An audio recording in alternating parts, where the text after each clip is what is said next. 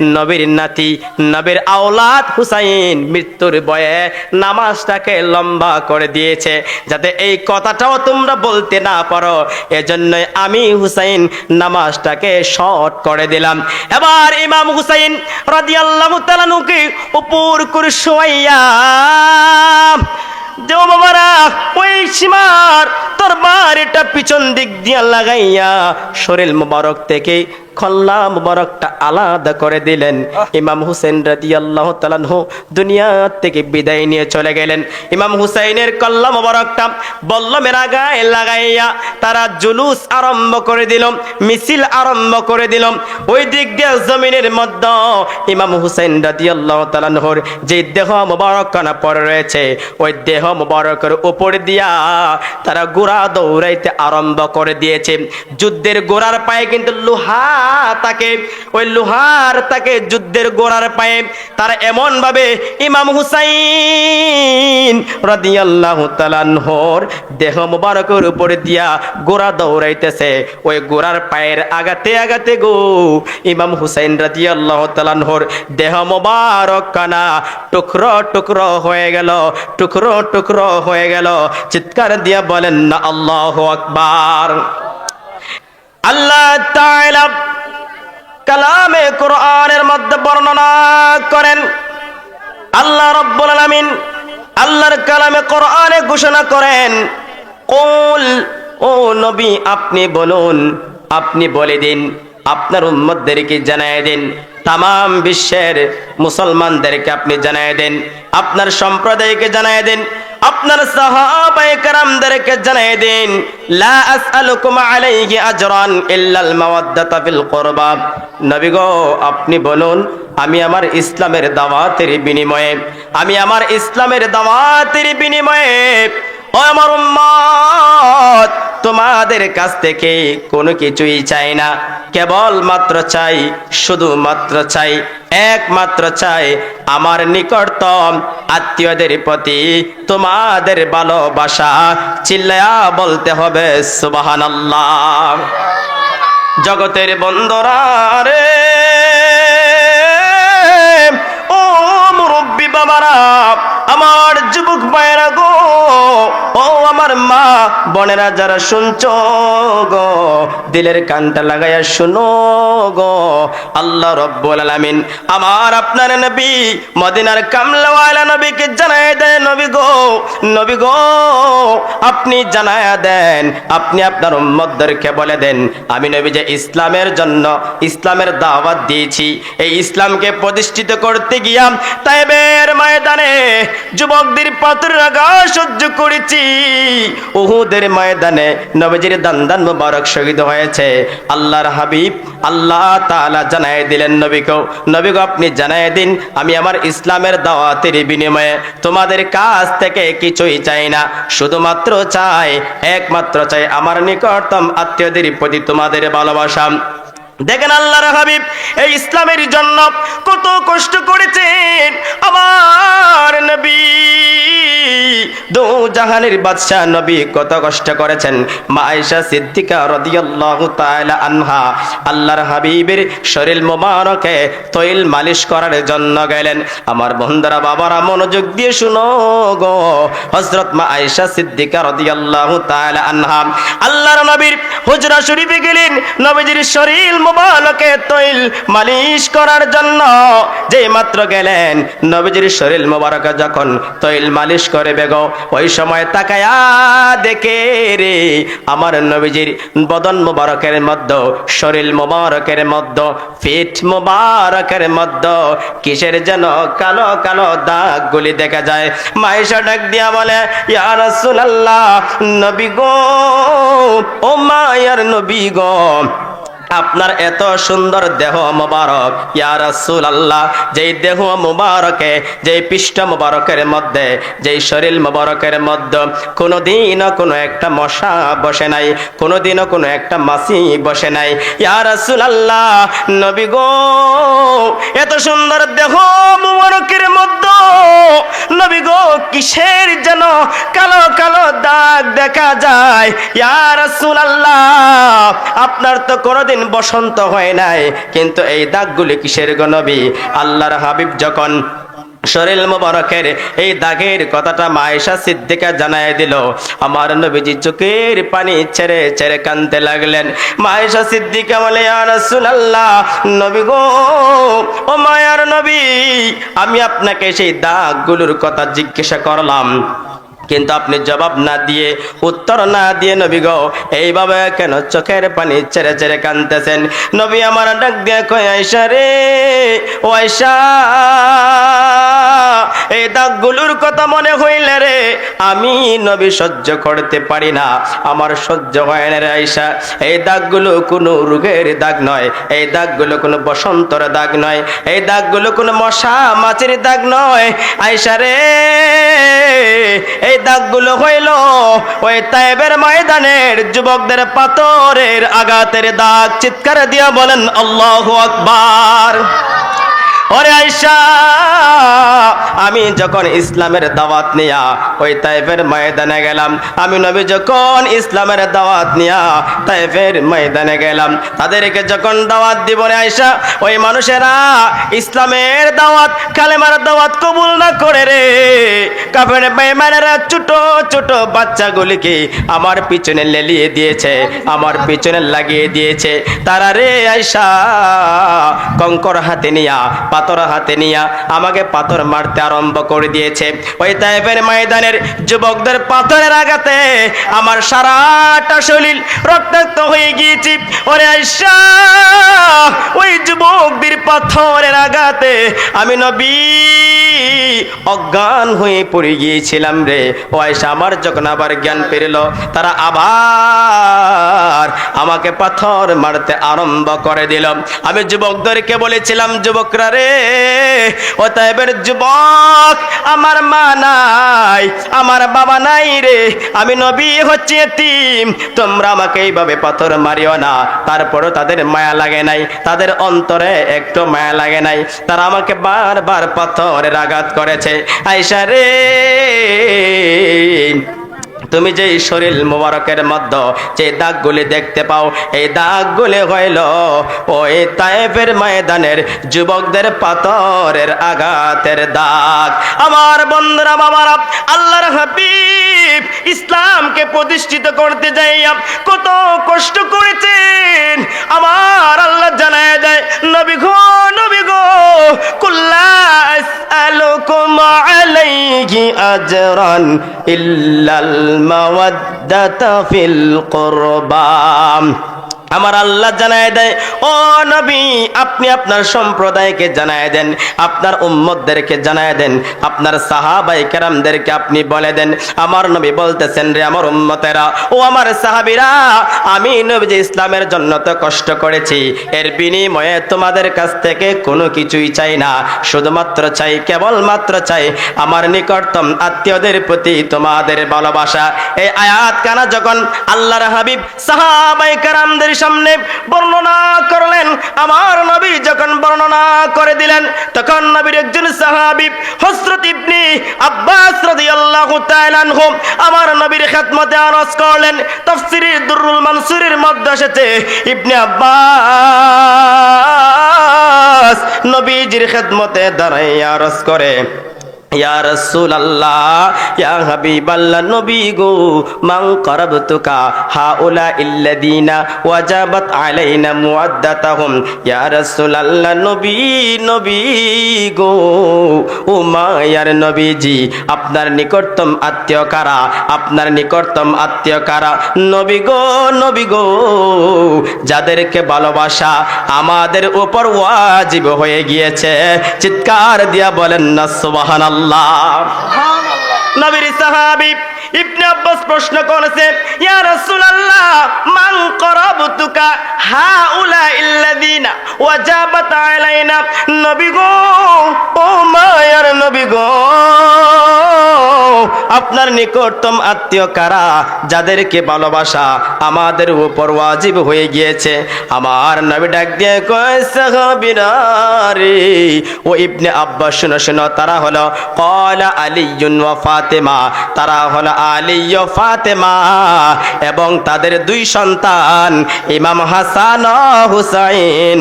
চিৎকার দিয়া বলেন না আল্লাহু আকবার। তাহলে আল্লাহ রাব্বুল আলামিন যে আয়াত নাজিল করে জানায় দিলেন, আমার নবী তামাম বিশ্বের মুসলমানদেরকে জানায় দিলেন, সম্প্রদায়কে জানায় দিলেন, ইমানদার মুমিন মুমিনাতকে আল্লাহর নবী জানায় দিলেন নবী ইসলামের জন্য কিছুই চায় না, শুধুমাত্র চায় ওনার নিকটতম আত্মীয়দের প্রতি ভালোবাসা। নবীর আত্মীয় কারা, নবীর নিকটতম আত্মীয় কারা? ইবনে আব্বাস যখন প্রশ্ন করেছে, আমার নবী জানাইয়া দিয়েছে, ওরে সাহাবী তারা হইল আলী ও ফাতেমা, হাসান হুসাইন। চিৎকার দিয়া বলেন আল্লাহু আকবার। ওই নবীজি নবীর আওলাদ ইমাম হাসান ও হুসাইনকে কেন মহব্বত করেন? কেন কেন গো মহব্বত করবেন? তাদেরকে কেন ভালোবাসবেন?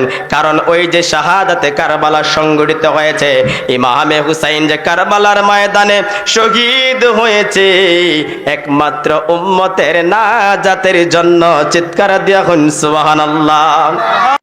হুজরা শরীফের মধ্যে আরামে রয়েছেন, ঘুমের মধ্যে রয়েছেন। আমার নবীজি যখন ঘুমিয়ে গেলেন, রাত্র যখন গভীর হয়ে গেল, আল্লাহর ফেরেশতা জিব্রাইল আলাইহিস সালাম নবীর খেদমতে উপস্থিত হয়ে গেলেন, হুজরা শরীফে আগমন করলেন। জিব্রাইল আয়েশা ডাক দিয়া কয়, ইয়া রাসূলুল্লাহ, নবী গো, ও মায়ার নবীজি, এইভাবে যদি আপনি ঘুমিয়ে থাকেন তাহলে আপনার উম্মতের নাজাতের কান্না কখন কাঁদবেন গো নবীজি? আমার নবীজির ঘুমটা ভেঙে গেল। নবীজি এই কথা শোনার পরে হুজরা শরীফে আর থাকলেন না, ঘর থেকে বের হয়ে গেলেন।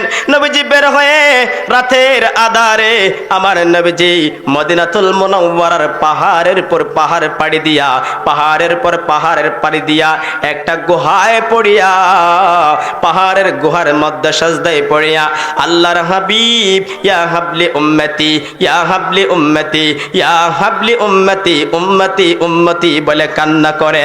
চিৎকার দিয়া বলেন আল্লাহু আকবার।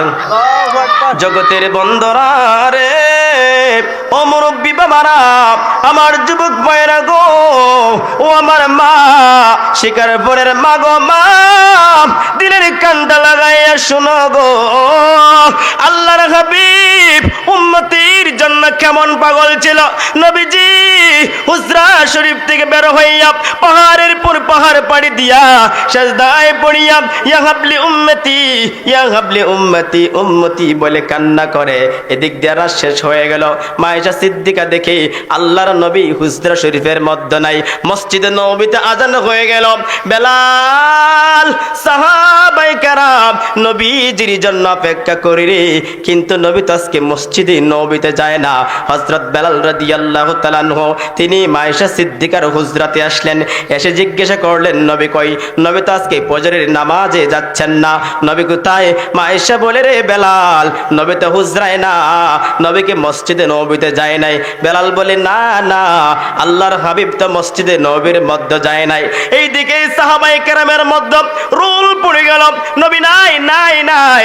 নবীকে সারা মদিনা তালাশ করে দেখা গেল, কোথাও নবীকে পাওয়া গেল না। হযরত বেলাল নবীর জন্য পাগল হয়ে গেল, আবু বকর সিদ্দিক নবীর জন্য পাগল হয়ে গেল, ওমর আল ফারুক নবীর জন্য পাগল হয়ে গেল, হযরত আলী নবীর জন্য পাগল, খাতুনে জান্নাত তিনিও নবীর জন্য পাগল হয়ে গেলেন, ইমাম হাসান হুসাইন নবীর জন্য পাগল হয়ে গেলেন। মদিনার প্রত্যেকটা মানুষ শুধু নবী নবী নবী নবী বলে কান্না করে রে, নবী নাই নবী নাই। এইভাবে একদিন, দুই দিন, তিন দিন পার হয়ে গেল, নবী কোথাও পাওয়া যাচ্ছে না। এদিক দিয়া নবীর সাহাবী হযরত ওমর আল ফারুক, হযরত আলী রাদিয়াল্লাহু তাআলা আনহু দুজন নবীজির পিছন, হযরত ওমর আল ফারুক রাদিয়াল্লাহু তাআলা আনহু এবং হযরতে আবু বকর সিদ্দিক রাদিয়াল্লাহু তাআলা আনহু, এই দুইজন নবীর সন্ধানে বের হয়ে গেলেন, নবীকে খুঁজতে আরম্ভ করে দিলেন। যেতে যেতে যেতে মদিনাতুল মুনাওয়ারার পাহাড়গুলি পানি দিয়া বহু দূরে চলে গেল। যাওয়ার পরে গো তাকাইয়া দেখে কিছু রাখালের রাকালেরা একত্রিত হইয়া তারা যেন কি যেন গবেষণা করে। হযরতে আবু বকর, উমর আল ফারুক ওই রাখালগুলির কাছে যাইয়া জিজ্ঞাসা করে, গো ও রাখালেরা, এইভাবে তোমরা কানা ঘষা কি করতেছো? আমাদের দিনের নবী মুহাম্মদুর রাসূলুল্লাহ সাল্লাল্লাহু আলাইহি ওয়াসাল্লামকে তোমরা দেখতে পেয়েছনি? আমাদের দিনের নবী মুহাম্মদুর রাসূলুল্লাহ সাল্লাল্লাহু আলাইহি ওয়াসাল্লামকে তোমরা দেখছোনি?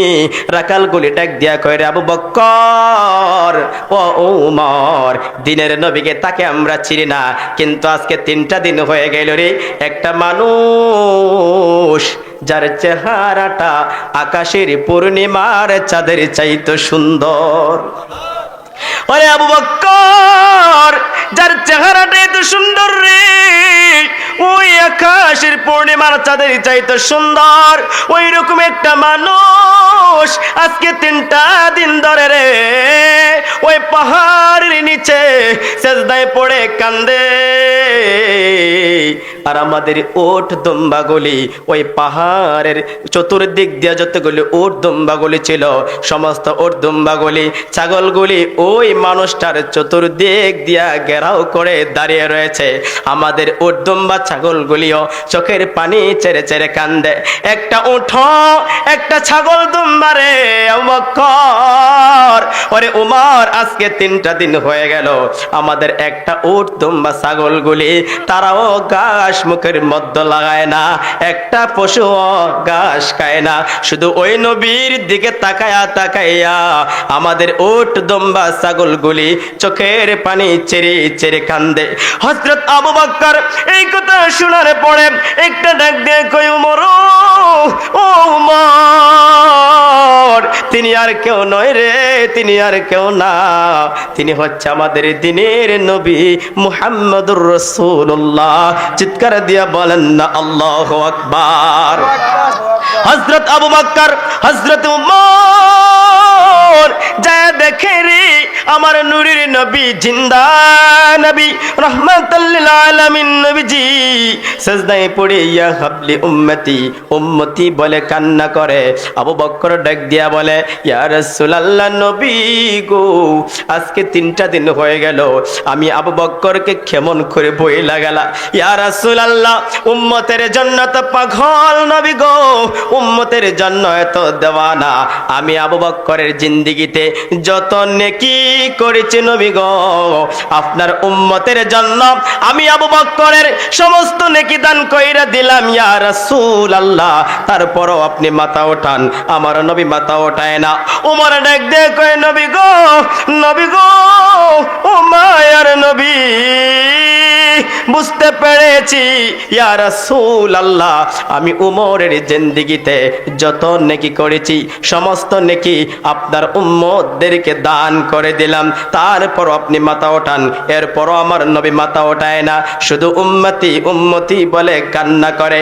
হযরত ওমর ডাক দেয়া করে, আবু বকর, বুঝতে পেরেছি নবীর নাতি ইমাম হাসান হুসাইন ছাড়া নবীকে নেওয়া সম্ভব হবে না। চলো চলো রে, ওই ইমাম হাসান হুসাইনকে আমরা নিয়ে আসি। ইমাম হাসান হুসাইনের কাছে যাই। এবার আবু বকর ওমর চলে গেলেন, ফাতেমার কবর দিলেন, আলীকে কবর দেওয়া হলো, হাসান হুসাইনকে নিয়ে আসা হলো। এবার খাতুনে জান্নাত ফাতেমাতুজ জাহরা রাদিয়াল্লাহু তাআলা আনহা, তিনিও নবীজির কাছে এসে চোখের পানি ছেড়ে ছেড়ে কান্দে, ইয়া রাসূলুল্লাহ, আপনি মাথা ওঠান, আমি ফাতেমার জীবনে যত নেকি করেছি নবী গো, আপনার উম্মতদেরকে দান করে দিলাম, তারপরও মাথা ওঠান। এরপরও আমার নূরের নবী মাথা ওঠায় না। নবীর কলিজার টুকরা ইমাম হাসান ইমামে হুসাইন দুই দিকে সাজদায় পড়িয়া নানা নানা বলে কান্দে, আর ডাকে, নানা গো, নানা, আজকে 3টা দিন হয়ে গেল, আমাদেরকে ছেড়ে গো কেমন করে এখানে পড়ে রইলা, আমাদের জন্য কি একটু তোমার মায়া লাগে না? নানা গো, নানা গো, মাথা ওঠান, 3 দিন হয়ে গেল আপনার চেহারা মুবারক দেখতে পাই না। নবী আমার মাথা ওঠায় না। ফাতেমাতুজ জাহরা রাদিয়াল্লাহু তাআলা আনহা ডাক দিয়া বলেন, বাবা বুঝতে পেরেছি আপনি মাথা ওঠাবেন না। বাবা গো, ও বাবার সেজদায় পড়ে থাকবেন না, মাথা ওঠান। আমার হাসান হুসাইনকে আপনার উম্মতের জন্য কোরবানি কইরা দিলাম। জোরে কন্যা সুবহানাল্লাহ। ও বাবা মাথা ওঠান, আমার কলিজার টুকরা ইমাম হাসান হুসাইনকে আপনার উম্মতের জন্য কোরবান করে দিলাম। আমার আল্লাহ সেই কোরবানি কবুল করে নিয়েছেন। জিবরিলকে পাঠাইয়া দিলেন। জিবরিল এসে বলতেছে, ইয়া রাসূলুল্লাহ, ইয়া হাবিবাল্লাহ, নবী গো, আর দেরি করবেন না, মাথা ওঠান। আমার আল্লাহ তাআলা আপনার নাতি দয়ের কোরবানি কবুল কইরা নিছে। ওই যে আল্লাহ কোরবানি কবুল করে নিয়েছেন। লম্বা ঘটনা। ইমামে হুসাইন রাদিয়াল্লাহু তাআলা আনহু কারবালার ময়দানে শাহাদাত বরণ করেছেন। হযরতে ইমামে হাসান রাদিয়াল্লাহু তাআলা আনহু, ওনাকে 20 পানে শাহাদাত করা হয়েছে। লম্বা ঘটনা, বাবার এই দিকে যাব না। হযরতে ইমামে হুসাইন রাদিয়াল্লাহু তাআলা আনহুর কাছে কুফার জমিন থেকে একটা নয় দুটা নয় প্রায় 150টা চিঠি এসেছে। ওগো ইমামে হুসাইন, আপনি আমাদের কুফায় আগমন করুন, আমরা আপনাকে নেতা হিসাবে মানব, আমরা আপনার হাতে বায়াত গ্রহণ করব, আপনি কুফার জমিনে আগমন করুন। 150টা চিঠি পাওয়ার পরে ইমামে হুসেন রাদিয়াল্লাহু তাআলা আনহু মুরব্বিদেরকে নিয়ে বসলেন, পরামর্শের সভার আয়োজন করেছেন। ওই সবার মাধ্যম ইমামে হুসেন বলতেছে, কুফার মানুষেরা একটা নয় দুটা নয় 150টা চিঠি দিয়েছে। ও মুরব্বিরা, কি করব? আমাকে তারা আমন্ত্রণ জানিয়েছে কুফায় যাওয়ার জন্য, তারা আমার হাতে বায়াত গ্রহণ করবে। মুরব্বিরা বলতেছে, রে হুসাইন, ও হুসাইন, 150টা চিঠি এসেছে, কিন্তু ওই কুফার মানুষের চিঠির রং বড় সুন্দর, কিন্তু তাদের ভিতর সুন্দর না। আমরা বলবো তুমি কুফায় যাও না। কিন্তু ইমাম হুসাইন বলে, আমি যদি না যাই তারা তো অন্য কারো কাছে বায়াত গ্রহণ করে ফেলবে। হাসরের ময়দানে যদি জিজ্ঞাসা করে, ও নবী, আপনার নাতিকে আমরা দাওয়াত দিয়েছিলাম, কিন্তু আপনার নাতি আমাদের কাছে আসে নাই, সেই দিন তো আমি কোনো জবাবদিহি করতে পারবো না। মুরব্বিরা বলে, হুসাইন, আগে তুমি যাও না, তোমার পক্ষ থেকে একজন প্রতিনিধি পাঠাও, সে গিয়ে দেখো কুফার অবস্থা কেমন। কুফার অবস্থা যদি ভালো হয় তাহলে সংবাদ দিলে তারপরে তুমি গমন করবা, নতুবা কুফায় যাওয়ার দরকার নেই। এবার ইমাম হুসাইন রাদিয়াল্লাহু তাআলা আনহু তিনি একজন প্রতিনিধি পাঠাবেন। ওনার চাচাতো ভাই মুসলিম বিন আকিল রাদিয়াল্লাহু তাআলা আনহুকে রেডি করলেন। সেই মুসলিম বিন আকিল ইমাম হুসাইন রাদিয়াল্লাহু তাআলা আনহুর পক্ষে হইয়া তিনি কুফার ময়দানে চলে যাবে। ওনার সঙ্গে 2টা সন্তান, মাহারা 2টা সন্তান, মুহাম্মদ ও ইব্রাহিম, এই 2টা সন্তানকে নিয়া হযরতে মুসলিম বিন আকিল রাদিয়াল্লাহু তাআলা আনহু তিনি কুফার ময়দানে রওনা দিয়েছেন। এই ঘটনাগুলি আপনারা শুনেছেন, কিন্তু ভালো লাগবে না, যেহেতু কারবালার ঘটনা আমাকে বলতেই হবে। গভীর মনোযোগ দিয়ে শুনেন। ইমাম মুসলিম বিন আকিল 2টা এতিম সন্তানকে নিয়া তিনি কুফার দিকে রওনা দিয়ে দিলেন। যেই মাত্র রে বাবারা, ইমাম হুসেন রাদিয়াল্লাহু তাআলা আনহুর প্রতিনিধি মুসলিম বিন আকিল রাদিয়াল্লাহু তাআলা আনহু কুফার ময়দানে চলে গেলেন। যাওয়ার সঙ্গে সঙ্গে 1 সপ্তাহের ভিতরে ওই কুফার মানুষেরা 1জন নয় 2জন নয়, 100 নয় 2জন নয়, 1000 নয় 2000 নয়, প্রায় 40,000 কুফার মানুষেরা ইমাম হুসেন রাদিয়াল্লাহু তাআলা আনহুর নামের উপরে মুসলিম বিন আকিলের হাতে বায়াত গ্রহণ করে ফেলেছে।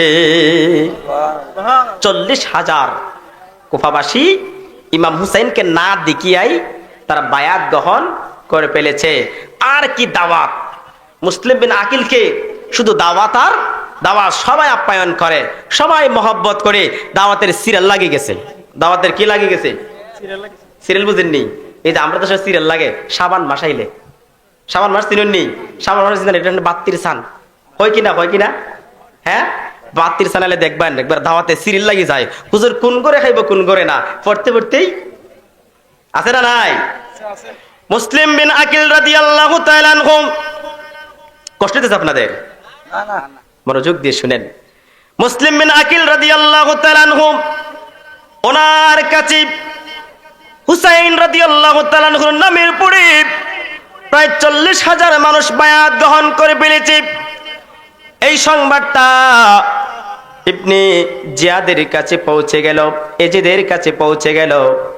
এজিদ যখন এই সংবাদটা পেয়েছে, উবাইদুল্লাহ ইবনে জিয়াদকে সে কুফার জমিনে পাঠাইয়া দিয়েছে। লম্বা ঘটনা সংক্ষিপ্ত করে বলে দিচ্ছি। এবার উবাইদুল্লাহ ইবনে জিয়াদ কুফার মধ্যে আগমন করে, কুফার ময়দানে আগমন করে। সে ওই কুফা নগরীর যত বড় বড় লিডার ছিল, যত বড় বড় নেতা নেত্রী ছিল, তাদেরকে দরিয়া বন্দী করে ফেলেছেন। এবং সে ঘোষণা করে দিল, আজকের পর থেকে যে ইমাম হুসাইনের উপর বায়াত গ্রহণ করবে, যে ইমাম হুসাইনের উপর মুসলিম বিন আকিলের হাতে বায়াত গ্রহণ করবে, তোমাদের যে নেতাগুলি আছে এই নেতাগুলিকে হত্যা করে ফেলা হবে, তাদের শরীর থেকে মাথাটাকে আলাদা করে ফেলা হবে। এবং তোমরা যারা বায়াত গ্রহণ করেছ, অচিরেই তোমরা তাড়াতাড়ি ইমাম হুসাইন রাদিয়াল্লাহু তাআলা আনহুর দল তোমরা ত্যাগ করো।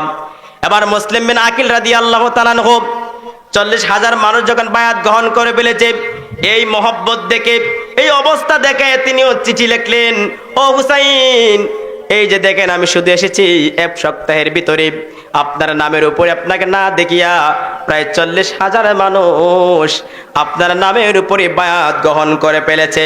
চিঠিটা তিনি ছেড়ে দিলেন ইমাম হুসাইন রাদিয়াল্লাহু তাআলা আনহুর কাছে। আর এদিক দিয়া চিঠিটা যাওয়ার পরই উবাইদুল্লাহ ইবনে জিয়াদ এসে বড় বড় লিডারগুলিকে বন্দী করে ফেলেছে। মুসলিম বিন আকিল রাদিয়াল্লাহু তাআলা আনহু মাগরিবের নামাজে প্রায় 500 মুসল্লি নিয়ে তিনি জামাতের সঙ্গে মসজিদে কুফার মসজিদে তিনি ইমামতি করলেন। তিনি যখন মাগরিবের নামাজ শেষ করলেন, ডান দিকে সালাম ফিরাইলেন, বাম দিকে সালাম ফিরাইলেন। ফিরাইয়া দেখে রে, কিছুক্ষণ আগে ওনার পিছনে প্রায় 500 মুসল্লি ছিল, কিন্তু কয়েক সেকেন্ডের ভিতরে মাগরিবের নামাজ শেষ হতে না হতে ইমাম মুসলিম বিন আকিলের পিছনে একটা কুফার মানুষ নাই। মুসলিম বিন আকিল চিন্তায় পড়ে গেলেন, টেনশনে পড়ে গেলেন। হায় রে, যেই মানুষেরা এত মহব্বত করেছে, এত ভালোবেসেছে, কিন্তু আজকে তারা আমার পেছন ছেড়ে দিয়েছে। আমি তো চিঠিটা লিখে দিয়েছি। ইমাম হুসেন চিঠি পাওয়ার সঙ্গে সঙ্গে কুফারের দিকে রওনা দিয়ে দিয়েছেন। হায় রে হায়, এখন কি করব? ওই দিক দিয়ে উবাইদুল্লাহ ইবনে জিয়াদ কুফার প্রত্যেকটা অলি গলিতে জানায় দিল, আজকের পর থেকে মুসলিম বিন আকিলকে কেউ সাহায্য করতে পারবে না, কেউ তাকে ঘরের ভিতরে জায়গা দিতে পারবে না, কেউ তাকে খাবার দিতে পারবে না। তার জন্য খাবারগুলি বন্ধ করে দিয়েছে। মুসলিম বিন আকিল নবীর আওলাদ কুফার প্রত্যেকটা অলি গলিতে হাঁটে, দৌড়াদৌড়ি করে রে। দেখা যায় কিছুক্ষণ আগেও যারা দাওয়াতের সিরিয়াল দিয়েছিল, কিন্তু আজকে দেখা যায় প্রত্যেকের দরজাগুলি বন্ধ রয়েছে, প্রত্যেকের ঘরের দরজা বন্ধ। এক দরজা থেকে আরেক দরজা যায়, আরেক দরজা বন্ধ হয়ে যায়, এক দরজা থেকে আরেক দরজায় যায়। মুসলিম বিন আকিলকে দেখার সঙ্গে সঙ্গে কুফার মানুষেরা ঘরের দরজা বন্ধ করে দিয়ে, ঘরের দরজাটা বন্ধ করে দেয়। মুসলিম বিন আকিল তিনি নিরাশ হয়ে গেলেন, উনি নিরাশ হয়ে গেলেন, টেনশনে পড়ে গেলেন, চিন্তায় পড়ে গেলেন। হায় রে হায়, এখন কি অবস্থা হবে? ওই দিক দিয়া ইমাম মুসলিম বিন আকিল দৌড়াদৌড়ি করতে করতে পিপাসিত হয়ে গেলেন, পিপাসিত হয়ে গেলেন। পানি পানি বলে চিৎকার করে, পানি পানি বলে চিৎকার করে, কে আছো রে? আমি নবীর আওলাদ, পানি পিপাসিত হয়ে গিয়েছি, আমাকে একটু পানি দাও, আমাকে একটু পানি দাও। কেউ একটু পানি দেয় না। একটা বৃদ্ধ মহিলা মুসলিম বিন আকিল রাদিয়াল্লাহু তাআলা আনহুর জন্য এক গ্লাস পানি নিয়ে আসলেন। মুসলিম বিন আকিল যখন হাতের মধ্যে গ্লাসটা নিলেন, মুখের কাছে পানিটা নিলেন, পানি পান করবে, ওই দিক দিয়া উবাইদুল্লাহ ইবনে জিয়াদের সৈন্যরা এজিদ বাহিনীরা মুসলিম বিন আকিলকে লক্ষ্য করিয়া এমন ভাবে ডিল মারা আরম্ভ করে দিয়েছে, একটা পাথর এসে গো মুসলিম বিন আকিলের টুটির মধ্যে পড়িয়া যায়, সঙ্গে সঙ্গে টুট পাটিয়া দাঁত ভাঙ্গিয়া গ্লাসের মধ্যে পড়িয়া যায়, সারাটা গ্লাসের পানি রক্তে লাল হইয়া যায়। চিৎকার দিয়া বলেন আল্লাহু আকবার। দেখেন নবীর আওলাদগণ পানির জন্য তারা কত কষ্ট করেছে, অথচ আমরা কত হাজার হাজার লিটার লিটার পানি পাইছি। এই পানি পাই আমরা কত পানি অপচয় করি কি করি না বলেন? কত পানি অপচয় করি, কিন্তু নবীর আওলাদ ওই দিন পানি পাইল না। এদিক দিয়া উবাইদুল্লাহ ইবনে জিয়াদের বাহিনীরা মুসলিম বিন আকিলের সঙ্গে যুদ্ধ আরম্ভ করে দিল। মুসলিম বিন আকিল একজন, এদিক দিয়ে শত শত এজিদ বাহিনী যুদ্ধ করতে করতে রে একটা এজিদ বাহিনীও মুসলিম বিন আকিলের সঙ্গে পারে না। কিন্তু ইমাম মুসলিম বিন আকিল কতক্ষণ তিনি যুদ্ধ করবেন, এক পর্যায়ে তিনি দুর্বল হয়ে পড়ে গেলেন।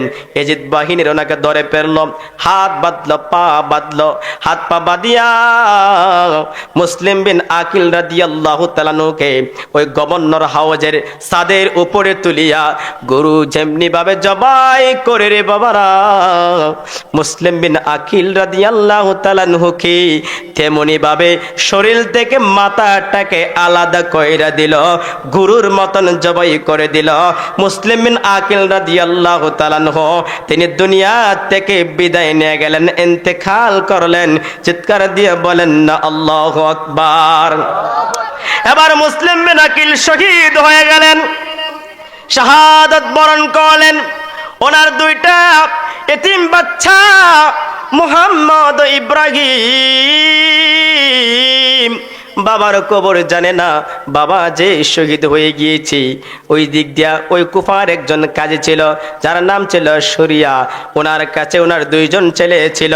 উনি মদিনার রাস্তায় ওনার দুইটা সন্তানকে পৌঁছে দিবেন এই বলে নিয়ে গেলেন। কিন্তু দেখা যায় যে মদিনার কাফেলা রওনা দিয়েছিল, যাওয়ার সঙ্গে সঙ্গে দেখা যায় ওই কাফেলাটা অনেকক্ষণ আগে বের হয়ে গিয়েছে, অনেকক্ষণ আগে চলে গিয়েছে। এবার তিনি বলতেছেন, বাবারা রাত হয়ে গিয়েছে, ওই যে দেখো কাফেলা দেখা যায়, তোমরা দৌড়ালে ওই কাফেলার লাগাল পেয়ে যাবে, সোজাসুজি তোমরা চলে যাও, এদিক দিয়ে মদিনার রাস্তা। ওনারা দেখায়া দিল। আর ওই সময় ওনার সন্তানেরা সংবাদ পেয়ে গিয়েছে যে ওনার বাবার দুনিয়ায় নাই। মুসলিম বিন আকিল রাদিয়াল্লাহু তাআলা আনহুকে দুনিয়া থেকে বিদায় করে দিয়েছে। এদিক দিয়ে উবাইদুল্লাহ ইবনে জিয়াদ ঘোষণা করে দিয়েছে মুসলিম বিন আকিলের দুইটা সন্তান রয়েছে, যে ধরে এনে দিতে পারবে তাকে পুরস্কার দেওয়া হবে। এই পুরস্কারের লোভে কুফার মানুষেরা মুসলিম বিন আকিল রাদিয়াল্লাহু তাআলা আনহুর সন্তানদের খুঁজতে আরম্ভ করে দিল। মুসলিম বিন আকিলের দুই সন্তান ওই কাফেলাকে ধরার জন্য দৌড়াতে লাগাল পাইল না। রাত অবধি দৌড়াইলো, পায়ে পুস্কা পড়ে গেল, টসা পড়ে গেল, রক্ত বের হয়ে গেল, ক্লান্ত হয়ে গেল, কিন্তু সেই কাফেলার আর লাগাল পেল না। রাত যখন শেষ হয়ে গেল, দেখে রে মদের রাস্তায় তারা ভুলে গিয়েছে। হঠাৎ তার একটা বাগান দেখতে পেয়েছি, ওই বাগানের মধ্যে একটা জুফ ছিল, ওই জুফের মধ্যে দুনো ভাই আত্মগোপন করে, এক ভাই আরেক ভাইকে ধরিয়া, এক ভাই আরেক ভাইকে জড়াইয়া গলাগলি করিয়া কান্দে রে, চোখের পানি ছেড়ে ছেড়ে কান্দে। বাবা নাই, মা নাই, নবীর আওলাদ কত কষ্ট। জুফের ভিতরে এক ভাই আরেক ভাইকে জড়াইয়া কান্দে, বাবা বাবা বাবা বলে কান্নাকাটি করে রে, বাবা বাবা বলে কান্নাকাটি করে। ওই দিক দুই বাগানের মধ্যে একজন দাসী হারেসের স্ত্রী এসছে কুয়ার থেকে পানি নেওয়ার জন্য। এসে দেখে রে কুয়ার পাশে যে জুফটা ছিল, ওই জুফের মধ্যে সুন্দর পূর্ণিমার চাঁদের মতন ফুটফুটে দুইটা বাচ্চা শুয়ে রয়েছে। ওই মহিলা গেলেন, তাদেরকে জিজ্ঞাসা করেন, কি তোমাদের পরিচয়? তারা বলে, আমরা এই এলাকার কেউ না, আমাদের বাড়ি হচ্ছে মদিনা, আমরা হচ্ছি নবীর আওলাদ, আমাদের বাবাকে শহীদ করে দেওয়া হয়েছে, আমাদেরকেও তারা খুঁজতেছে। ওই মহিলা বলতেছে, রে বাবারা, উনিও ছিলেন আহলে বায়াতকে মহব্বত করতেন, নবীকে মহব্বত করতেন, তার অন্তরে আহলে বায়াতের মহব্বত ছিল। ওই মহিলা দুটি সন্তানকে নিয়ে গেলেন, সুন্দর করে গোসল করালেন, খাবার খাওয়ালেন, আর বলে দিলেন, রে বাবা, এই পাশের ঘরে তোমরা ঘুমিয়ে থাকো, রাত যখন হয়ে যাবে, রাত হয়ে গেলে আমি তোমাদেরকে মদিনার রাস্তা দেখাই দিব, ওই রাস্তা ধরে ধরে তোমরা মদিনাতুল মুনাওয়ারায় চলে যাইবা। রাতের বেলায় তাদেরকে ঘুমিয়ে দিল। এদিক দিয়ে ওনার স্বামী হারেস, ওই লোভী হারেস সারাটা দিন ঘোড়া নিয়ে দৌড়াইতে দৌড়াইতে ওই সন্তানদেরকে খুঁজতে তার যে সোয়ারি ছিল, ঘোড়াটা ছিল, ওই ঘোড়াটা মরিয়া গেল। সে ক্লান্ত হয়ে বাড়িতে আসলো। বাড়িতে এসে বলতে, বীরে তাড়াতাড়ি খাবার দে।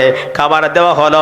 খাবার খেতে যখন বসে গেল, হঠাৎ করে শুনে রে, তার ঘরের কোণা থেকে কিসের যেন বাচ্চাদের কান্নার আওয়াজ শোনা যায়। হার ডাক দিয়া বলে, বিবি রে, ও বিবি, আমাদের তো কোনো সন্তান নাই, আমাদের তো কোনো বাচ্চা নাই, কিন্তু আমাদের ঘরের ভিতর থেকে রে ছোট ছোট বাচ্চাদের কান্নার আওয়াজ শোনা যায়। ওনার বিবি ডাক দিয়ে কয়, স্বামী রে স্বামী, এটা আমাদের ঘরে কান্নার আওয়াজ শোনা যায় না, আমাদের পার্শ্ববর্তী ঘরের, আমাদের পাশের ঘরের বাচ্চাদের কান্নার আওয়াজ শোনা যায়। কিন্তু নিষ্ঠুর হারেস, ওই দুষ্ট হারেস বলে, না না রে বিবি, আমাকে দেখতে হবে, এই কান্না এই কান্নার আওয়াজ আমার মনে হয় আমাদের পার্শ্ববর্তী ঘরের কোন বাচ্চাদের কান্নার আওয়াজ না, এই কান্নার আওয়াজ তো আমাদের এলাকার কোন বাচ্চাদের হইতে পারে না। এই বলে সে দাঁড়ায় গেল। বিবি দুইটা হাত বাড়ায় দিল, বিবিকে ধাক্কা দিয়ে ফেলে দিল। যে দেখতেছে ইমাম মুসলিম বিন আকিলের দুইটা সন্তান এক ভাই আরেক ভাইকে জড়াইয়া চোখের পানি চেরে চেরে কান্দে আর বাবা বাবা বলে চিৎকার করেন। মুসলিম বিন আকিল বলে, যাদেরকে ধরার জন্য সারাটা দিন আমি দৌড়াইলাম, আমার গোড়াটা পর্যন্ত মরিয়া গেল, তারাই দেখি আমার গরুর ভিতরে ভালোই হয়েছে। এবার দুনো মাইকে ধরিয়া হারেস কোর্ট থেকে বের হয়ে যাচ্ছে। ওনার স্বামী, ওই মহিলাটা এসে বলতে, স্বামী রে, ও স্বামী, তারা হচ্ছে নবীর আওলাদ, নবীর আওলাদের গায়ে আঘাত করিও না, তাদেরকে কষ্ট দিও না, তাদেরকে ছেড়ে দাও রে স্বামী, তাদেরকে ছেড়ে দাও, তাহলে পরকালে তুমি অনেক লাভবান হইয়া যাইবা। হারেস বলে, না না, ছাড়তে পারবো না, আমি স্বর্ণ মুদ্রা পাবো, আমি তাদেরকে ছাড়তে পারবো না। তুই আমার পথ যখন ছাড়ে না, ওই হারেস তার হাতির তরবারি দ্বারা তার স্ত্রীর গায়ে অনেক জুড়ে কূপ মেরেছে। মারার সঙ্গে সঙ্গে ওই তার শরীর থেকে মাথাটা আলাদা হয়ে গেল, তার স্ত্রীকে সে মেরে ফেলল। ওই দিক দিয়ে তার একজন গোলাম ছিল, ওই গোলামের অন্তরে আহলে বায়াতের মহব্বত ছিল। গোলাম এসে বলতেছে, ও হারে, শোনো শোনো রে, তুমি যে কাজটা করতেছ বড়ই অপরাধ কাজ করতেছ, বড়ই জঘন্য ধরনের কাজ করতেছ। সামান্য কিছু দুনিয়ার টাকা পয়সার লোভে নবীর আওলাদ, নবীর আহলে বায়াতের গায়ে এইভাবে আঘাত করিও না, তাদেরকে এইভাবে কষ্ট দিও না, তাদেরকে ছেড়ে দাও। কিন্তু সেই ছাড়ে না। যদি তাদেরকে না ছাড়ো, আমি তোমার রাস্তা ছাড়বো না। রাস্তাটা আটকাই দিল। ওই লোক, ওই হারেস, ওই গোলামকে মেরে ফেলেছে এবং দুনো ভাইকে নিয়ে চলতে আরম্ভ করে দিল। আর মনে মনে চিন্তা করে, আমি যদি তাদেরকে জীবিত নিয়ে যাই, তাহলে হয়তো রাস্তায় অন্য কেউ আমার হাত থেকে চিনিয়ে নিয়ে যেতে পারে। না না, তাদেরকে জীবিত নেওয়া যাবে না। ফরাত নদীর কিনারে নিয়ে দুনো ভাইকে হাত পা বাঁধিয়া গুরু যেমনি জবাই করে রে, এমনি ভাবে মুসলিম বিন আকিল রাদিয়াল্লাহু তাআলা আনহুর দুইটা সন্তানকে জবাই করে দেওয়া হয়েছে এবং তাদের মাথাটা লইয়া উবাইদুল্লাহ ইবনে জিয়াদের কাছে নিয়ে যাওয়া হলো। উবাইদুল্লাহ ইবনে জিয়াদ যখন দেখলো মুসলিম বিন আকিলের দুইটা ছেলের মাথা কাটা, সে রাগান্বিত হয়ে গেল। রাগান্বিত হইয়া বলতেছে, হারেস, আমি তো তোমাকে তাদেরকে মৃত আনার জন্য বলি নাই, আমি তো তাদেরকে জীবিত আনার জন্য বলেছিলাম, কিন্তু তুমি তাদেরকে মৃত এনেছো। আমার মনিব এজিদ যদি বলে, এজিদ যদি জিজ্ঞাসা করে, আমি তো তাদেরকে জীবিত চেয়েছিলাম কিন্তু তাদেরকে মৃত কেন এনেছো, আমি তো তোমার কাছে কোনো জবাব দিতে পারবো না। তুমি তাদেরকে মৃত এনেছো, এই জন্য আমিও তোমার শাস্তি দিয়ে দিলাম। তোমার শাস্তিটা হচ্ছে মৃত্যুদণ্ড। যে যত লোভ করেছে, একটা কথা গ্রামের ভাষায় গ্রামের মানুষ একটা কথা বলে, উবে লোভ লোভে ফাফে হয়। আওয়াজ দেখো না, পাপে কি হয়? ওই হারেস লুপ করেছে, লুপ করার পরে নবী রাখলে বায়াত, নবীর আওলাদদেরকে সে দুনিয়া থেকে বিদায় করে দিয়েছি, মেরে ফেলেছে। কিন্তু যে টাকা পয়সার লোভে, পুরস্কারের লোভে কাজ করেছে, সে কোনো কিছুই পেল না, বরং তার শাস্তিটা হয়ে গেল মৃত্যুদণ্ড। বাবারা, বন্ধুরা, এবার ইমামে হুসাইন রাদিয়াল্লাহু তাআলা আনহু ৭২ জনের একটা কাফেলা নিয়ে তিনি কুফার ময়দানের দিকে রওনা দিয়ে দিলেন। আস্তে আস্তে এমন একটা ময়দানের মধ্যে চলে এসেছেন, এমন একটা মাঠের মধ্যে চলে এসেছেন। ওই মাঠে ইমাম হুসাইন রাদিয়াল্লাহু তাআলা আনহু যখন একজন মানুষকে জিজ্ঞাসা করলেন, এই ময়দানটা কি, এই ময়দানের নাম কি, এই জায়গার নাম কি? তিনি চেয়েছিলেন কুফায় যাবেন, কিন্তু কুফায় যেতে পারেন নাই, ভুল করে এমন একটা ময়দানে চলে গেলেন, চিনতে পারেন না। মানুষদেরকে যখন জিজ্ঞাসা করলো, মানুষেরা বলতেছে, হুসাইন, এই ময়দানের নাম হচ্ছে কারবালা। ইমাম হুসাইন যখন কারবালার ময়দানের কথা শুনলেন, এই মাঠ কারবালার মাঠ, তিনি সোয়ারি থেকে নেমে গেলেন, সঙ্গী সাথীদেরকে ডাক দিয়া বলেন, এরে আমার সাথীরা, এ আমার পরিবার বর্গ, নামো নামো রে, এইখানেই তাবু গাড়ো, এইখানেই তাবু টাঙ্গাও।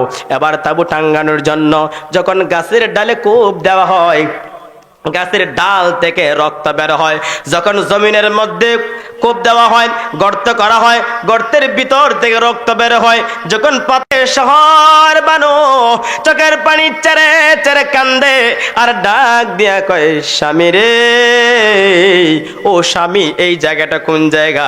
যেই জায়গায় গাছের ডালে কোপ দিলে রক্ত বের হয়, জমিন থেকে রক্ত বের হয়, পাথর আলগালে রক্ত বের হয়, গোড়ার পায়ের গর্ত থেকে রক্ত বের হয়। স্বামী রে, আমাদের ভয় হচ্ছে, এই জায়গায় থাকবো না, চলো না, চলো না, অন্য কোথাও গিয়ে তাবু গাড়ি অন্য কোথাও চলে যায়। ইমাম হুসাইন ডাক দিয়া কয়, বিবি রে, না না, এই ময়দান ছেড়ে যেতে পারবো না। বিবি রে, বিবি রে, আজ থেকে অনেক বছর আগে আমার নানা বলেছিল রে, যেখানে গাছের ডাল থেকে রক্ত বের হবে, যেখানে জমিন থেকে রক্ত বের হবে, পাথরের ভিতর থেকে রক্ত বের হবে, বিবি রে, বিবি, ওইটা যেমন তেমন জায়গা না, আমার নানা জানের জবানের কথা, আমার নানা জানের জবান মুবারকের কথা রে বিবি, ওই ময়দানটা হচ্ছে আমার শাহাদাতের সেন্টার। চিৎকার দিয়া বলেন আল্লাহু আকবার। আমার নানা বলেছিলেন, আমার শাহাদাত যেখানে হবে, ওই ময়দানটা হবে কারবালার ময়দান। ওই ময়দানের জমিন থেকে রক্ত বের হবে, গাছের ডাল থেকে রক্ত বের হবে। বিবি রে, এটাই আমার শেষ ঠিকানা, এটাই আমার শাহাদাতের সেন্টার, এখান থেকে যাওয়া যাবে না। ইমাম হুসাইন রাদিয়াল্লাহু তাআলা আনহুর মাত্র ৭২ জনের কাফেলা, অল্প কিছু খাবার ছিল, অল্প সংখ্যক কিছু পানি ছিল। উবাইদুল্লাহ ইবনে জিয়াদ যখন শুনতে পেল ইমাম হুসাইন কারবালার ময়দানে এসে গিয়েছে, সে ২২,০০০ সৈন্য নিয়ে কারবালার ময়দানে চলে এসেছে। ফুরাত নদী ২২,০০০ সৈন্য মোতায়েন করে দিয়েছে, আর বলে দিল রে, এই যে ফোরাত নদী রয়েছে, এই ফোরাত নদী দেখি কুকুরে পানি খেতে পারবে, সিগালে পানি খেতে পারবে, কাক পানি খেতে পারবে, কিন্তু নবীর আওলাদ ইমাম হুসাইন সহ তার পরিবারদেরকে এক ফোঁটা পানি দেওয়া যাবে না। এইভাবে ইমাম হুসাইন রাদিয়াল্লাহু তাআলা আইন জারি করে দিল। 22,000 সৈন্য বাহিনী ফোরাত নদীর কিনারে দাঁড়িয়ে গেল। এদিক দিয়ে ইমাম হুসেন রাদিয়াল্লাহু তাআলা কাফেলার মধ্যে যে খাবার ছিল, পানি ছিল, সব পানি শুকিয়ে গিয়েছে। ওনার 6 মাসের একটা দুধের বাচ্চা ছিল, যার নাম ছিল আলী আসগর। পানির জন্য মায়ের বুকের স্তনের দুধ শুকিয়ে গিয়েছে। শহর বানু ওই কলিজার টুকরা আলী আসগরকে কোলের মধ্যে নিয়ে ইমাম হুসেন রাদিয়াল্লাহু তাআলা আনহুর সামনে আসলেন। ওগো হুসাইন, দীর্ঘদিন হয়ে গেল ঘরের মধ্যে পানি নাই, আমাদের কাফেলার মধ্যে কোনো পানি নাই। স্বামী রে, স্বামী রে, আমার কলিজার টুকরা আলী আসগরের ঠোঁট মুখগুলি শুকিয়ে গিয়েছে। ওরে স্বামী, আমার স্তনের মধ্যে দুধও নাই, দেখো না এই দুধের বাচ্চার জন্য একটু পানির ব্যবস্থা করা যায়নি। ইমাম হুসাইন ডাক দেখো, বিবি রে, বিবি রে, এই দুধের বাচ্চাকেও তারা পানি দিবে না, তারপরে দাও আমার কোলে দাও। ইমাম হুসাইন রাদিয়াল্লাহু তাআলা আনহু 6 মাসের দুধের বাচ্চা আলী আসগরকে কোলের মধ্যে লইয়া ওই ফোরাত নদীর কিনারে এজিদ বাহিনীর সামনে চলে গেল। এজিদ বাহিনীদেরকে ডাক দিয়া বলে, ও এজিদের সৈন্যরা রে, তোমাদের সঙ্গে আমার শত্রুতা রয়েছে, তোমাদের সঙ্গে আমার সমস্যা রয়েছে, কিন্তু আমার এই 6 মাসের দুধের বাচ্চা আলী আসগর তো সে কোনো অপরাধ করে নাই, সে তো কোনো দোষ করে নাই, সে তো কোনো অন্যায় করে নাই। দেখো রে, পানির জন্য আমার কলিজার টুকরা আলী আসগরের জিহ্বাটা বের হয়ে গিয়েছে। তোমরা নিজ হাতে এক ফোঁটা আমার কলিজার টুকরা আলী আসগরের জন্য পানি দাও। কিন্তু একটা এজিদ ওই আলী আসগরকে পানি দিতে চায় না। ইমাম হুসাইন বারবার অনুরোধ করি, বারবার তাদেরকে বলে, আমি নিজের জন্য পানি খাইতে আসি নাই, আমি নিজের জন্য পানি চাইতে আসি নাই রে, আমার এই দুধের বাচ্চা আলী আসগরের জন্য তোমরা নিজ হাতে এক ফোঁটা পানি দাও। এক এজিদ সৈন্য বলতেছে, ও হুসাইন, দাঁড়াও দাঁড়াও দাঁড়াও, তোমার সন্তানকে পানি দিতেছি।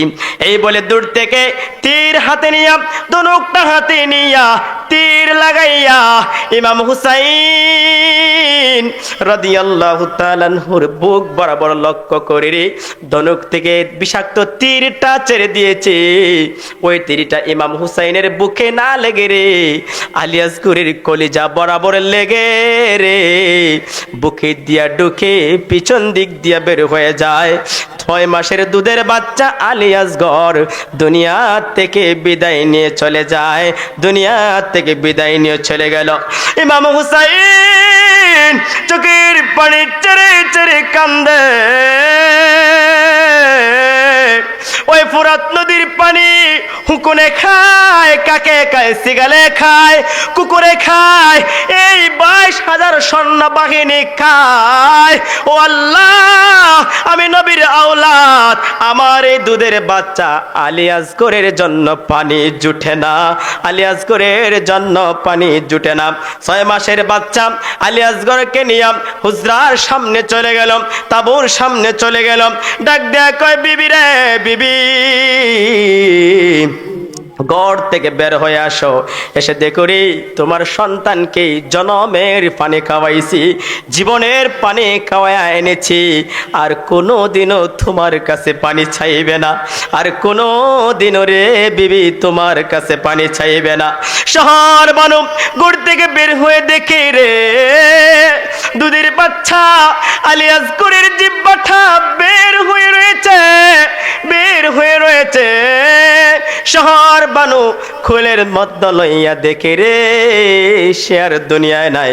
হুসাইন ডাক দেখ, বিবি রে, দুনিয়ার পানি পান করতে পারে নাই, কিন্তু আমার আলী আসগর আমার নানা জানের হাতে রে হাউজে কাউসারের পানি পান করে ফেলেছে। সুবহানাল্লাহ। এইভাবে মুহররমের 9 তারিখ চলে গেল। নবীর আওলাদ দেখে কি শাহাদত বরণ করে ফেলল।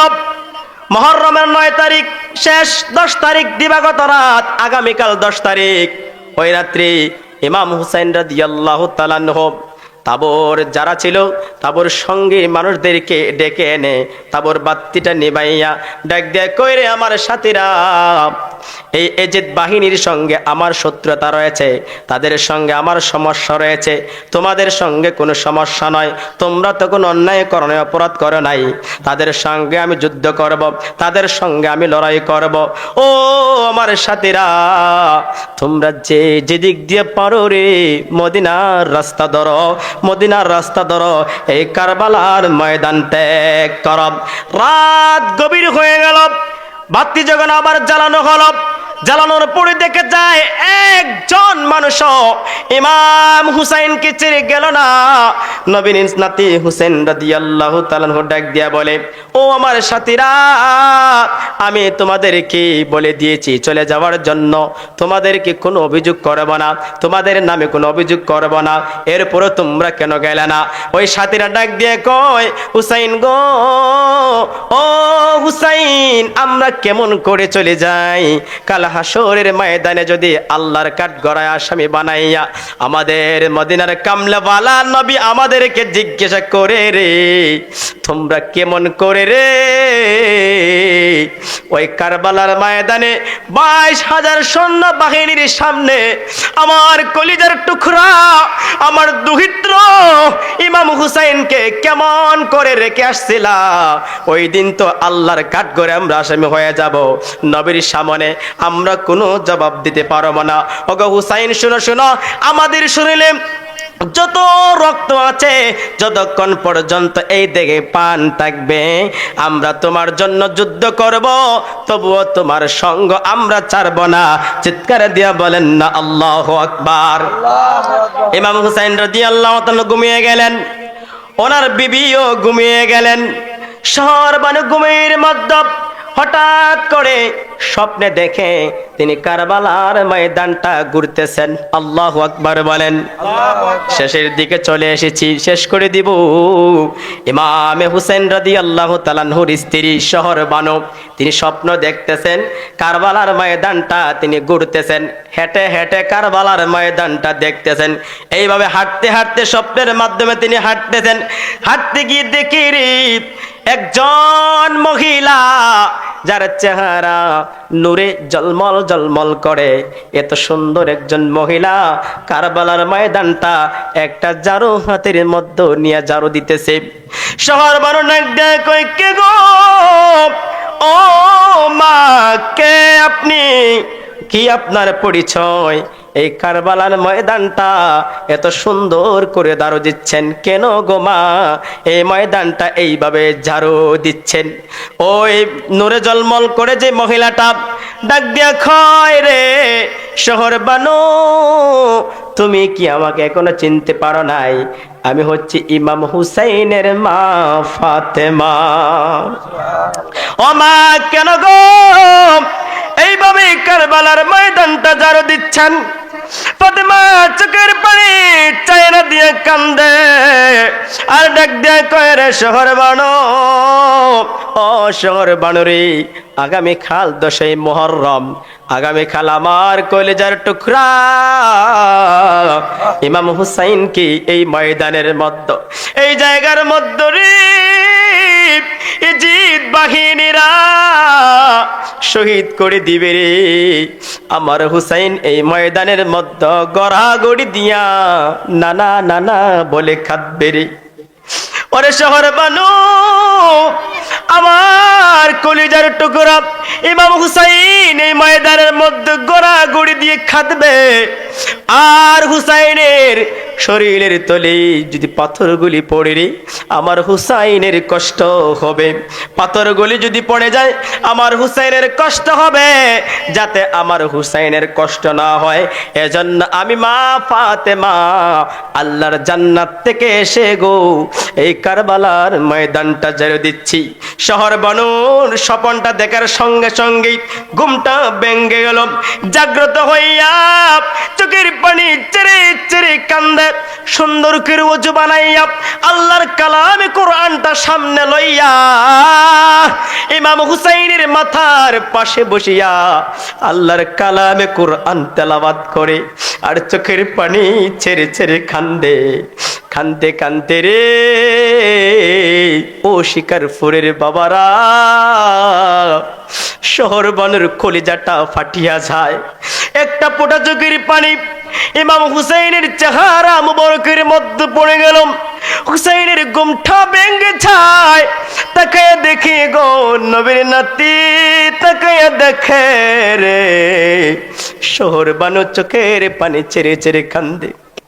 হুসাইন ডাক দেয়া কয়, রে বিবি এইভাবে কেন রে চোখের পানি ছেড়ে ছেড়ে কান্দ? ও বিবি এইভাবে কেন কান্দ? শহর বানু ডাক দেয়া কয়, স্বামী রে আমি স্বপ্নে আম্মা ফাতেমাকে দেখেছি কারবালার ময়দানটা ঝাড়ু দিচ্ছেন, এবং তিনি বলেছেন আগামীকাল এই ময়দানে আপনার শহীদ হয়ে যাবে, আপনি শাহাদত বরণ করবেন। ও স্বামী রে আমি তো তোমাকে হারিয়ে ফেলবো, তুমি তো আমাকে ছেড়ে চলে যাবে, তোমার বিরহে আমি কাঁদতেছি। হুসাইন ডাক দেয় কই, বিবি রে এটা নতুন নয়, নতুন নয়, এই ঘটনা নতুন নয়। আমি আমার মায়ের গর্ভে ছিলাম, যখন জন্ম নিয়েছি, জন্ম নেওয়ার পরে আমাকে একজন মহিলা আমার নানা জানের কাছে নিয়ে গিয়েছিল। আমার নানা আমাকে কুলে নিয়ে ওই দিন বলেছিল 61 হিজরিতে কারবালার ময়দানে আমার এই হুসাইনকে শহীদ করা হবে। ও বিবি রে এই কথাটা হচ্ছে আমার নানা জানের নূরের নবীর জবানের কথা। চিৎকার দিয়া বলেন সুবহানাল্লাহ, সুবহানাল্লাহ। 10ই মুহররম ইমাম হুসাইন রাদিয়াল্লাহু তাআলা আনহু যুদ্ধের পোশাক পরিধান করলেন, তরবারি হাতির মধ্যে নেন, ঘোড়ায় উঠে যাবে গো।